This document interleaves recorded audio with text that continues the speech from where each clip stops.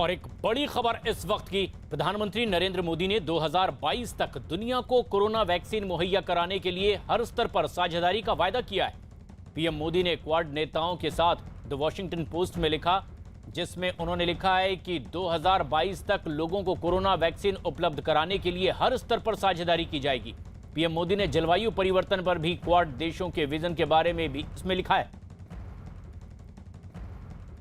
Quad देशों की पहली शिखर वार्ता हुई और इस पर जिस तरह से समझौता हुआ है उस पर एक साझा लेख लिखा गया है और इसमें इस बात का उल्लेख किया गया है द वॉशिंगटन पोस्ट के इस लेख में कि 2022 तक दुनिया को किस तरह से कोरोना वैक्सीन मुहैया करवाई जाएगी, जबकि ये वैक्सीन भारत में बनेगी अमेरिका और जापान के आर्थिक सहयोग से, और इसमें ऑस्ट्रेलिया का लॉजिस्टिक सपोर्ट होगा। नीरज हमारे सहयोगी इस वक्त हमसे सीधे जुड़ रहे हैं। नीरज, वॉशिंगटन पोस्ट का ये लेख किस तरह का संदेश पूरी दुनिया के लिए?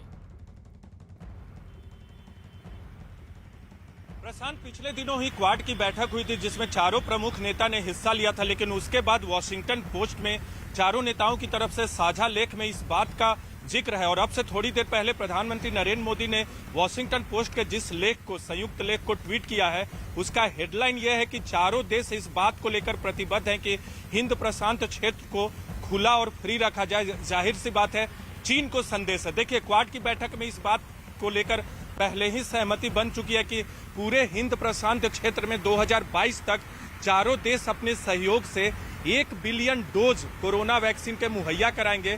लॉजिस्टिक सपोर्ट तो ऑस्ट्रेलिया का होगा, लेकिन भारत में बनेगा और वैक्सीन डेवलप अमेरिका की तरफ से किया जाएगा, और जिसकी फंडिंग जापान और अमेरिका संयुक्त तौर पे करेंगे। तो बहुत बड़ी उपलब्धि और बड़ी चुनौती के तौर पे इसे देखा जा रहा है। और जो लेख चारों नेताओं ने लिखा उसमें इस बात का भी जिक्र है कि कैसे क्वाड जो संगठन है 2004 से लेकर अब तक यानी 2021 तक 17 सालों में एक लंबा सफर तय कर चुका है। डिप्लोमेटिक तौर पे बात करें, और 2004 में आपको याद होगा कि सुनामी के बाद बिल्कुल पूरे इलाके में राहत के तौर पे चारों देश एक साथ आए थे, लेकिन अब ये संगठन जो है 17 साल के सफर में बहुत आगे बढ़ चुका है।